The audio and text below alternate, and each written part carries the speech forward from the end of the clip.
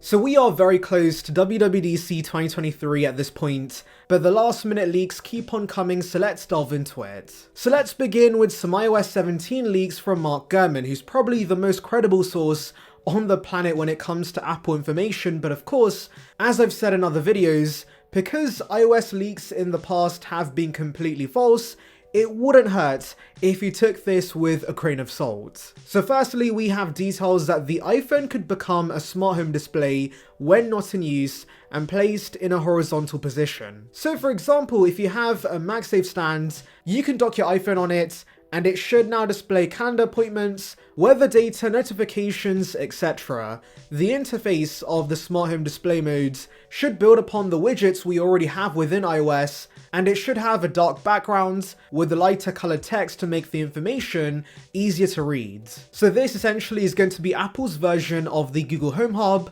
and the Echo Show, and I can understand why they're not giving us a dedicated product for this purpose, because a smartphone is more than powerful enough for this use case, and it might as well be more useful when idle, but also of course, why have a phone and a smart hub when the phone could just do both and you would pay less? And by the way, would like to remind you guys, like this video and subscribe for more content like this, it would be appreciated. However, I will say I'm more excited about this feature coming to the iPad, which Gurman says is in the works, but might not be ready to launch yet. Whenever it does though, I will definitely be using that because naturally an iPad has a larger display that makes it great for displaying information. In fact, I'm hoping Apple just copies the Pixel tablet approach, where you can dock the tablet on a stand when you want it to be a smart hub with excellent speakers, and you can detach it when you just want to use it as a regular tablet. And I believe Gurman has said that's in the works, as well as an even cheaper iPad that could magnetically attach to walls to solely be a smart home display, which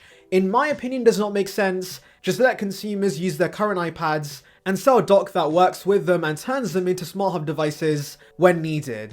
Moving on to some of the health features to expect, Mark Gurman has told us to expect the health app on the iPad, which is nice, but also a new mood tracker which is going to let users keep track of their mood by answering questions about the day, and you'll be able to view results over time. Apple could also in the future use algorithms to determine a user's mood through their speech patterns, what they've typed, etc., but I'm guessing that's not ready yet.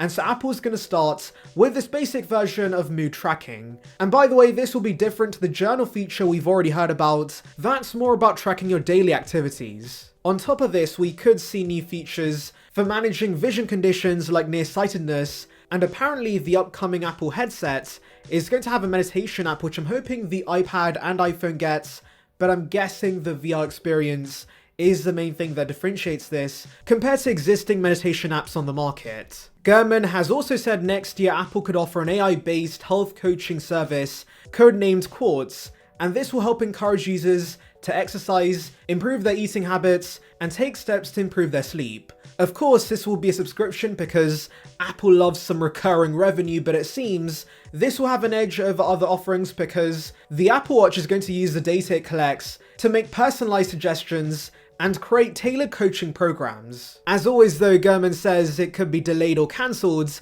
just to save himself, but I could definitely see Apple launching something like this pretty soon. Now finally, Gurman says we can expect improvements to both SharePlay and AirPlay on iOS. Apparently Apple's been in talks with hotels and other venues to make the latter more accessible, so it seems Apple's focus is to make airplane content on TVs and displays that aren't yours a lot easier now with iOS. However, personally speaking, I just want to see Apple bring the same reliability AirPlay has on the Mac to the iPhone and iPad, because whenever I cast something to the Apple TV from my Mac it's flawless, but I can't say the same for the iPhone and the iPad, so I'm hoping Apple does fix that. So that's all regarding iOS 17 guys. Pretty small changes on the whole, but that's not a massive issue because we very much do need a refinement year for iOS. But anyways, let's now move on to the headset, since that's going to be the big announcement at the event. Ross Young's given us some of the specs to expect, and this certainly is going to be a powerhouse.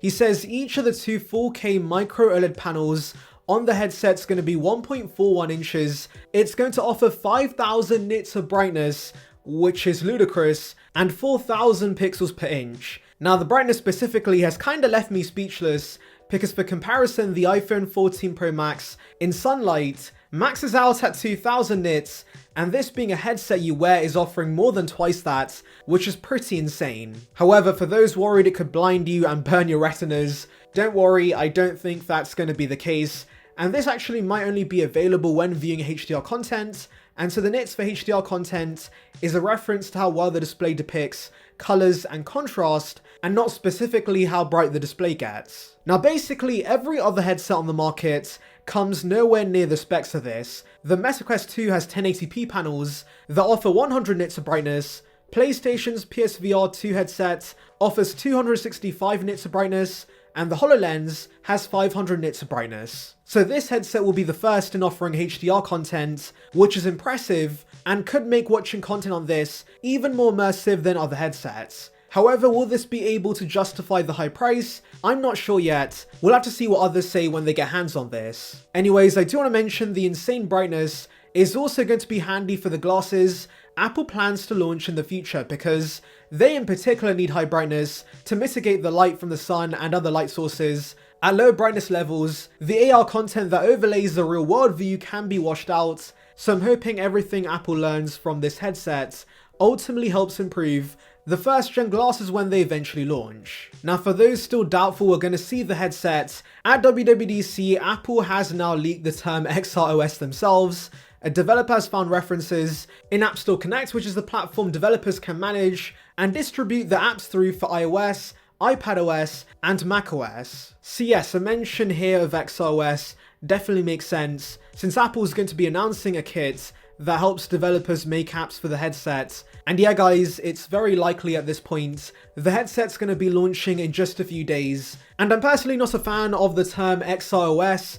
Is it 10ROS or is it XOS? I feel like that could be a potential confusion, but to be honest, I'll likely get used to this. On top of this, Apple in their marketing for WWDC's mentioned terms like new era and coding new worlds, so that could be a nod to the headset, or that could be the usual marketing jargon that Apple gives us to hype up their events. Also in the marketing, there's this new animation for the logo, which looks pretty cool and could be a hint towards the headset, but honestly, I think people could be overanalyzing this. And by the way, forgot to mention this, but I'm assuming the smart home display feature is going to rely on the always-on display on the 14 Pros, and so maybe on those phones, you can have it displaying information 24/7, but on older iPhones, it's only going to be for specific time periods. Anyways, let me know your thoughts in the comments, make sure to like and subscribe for more content like this, and thank you for watching.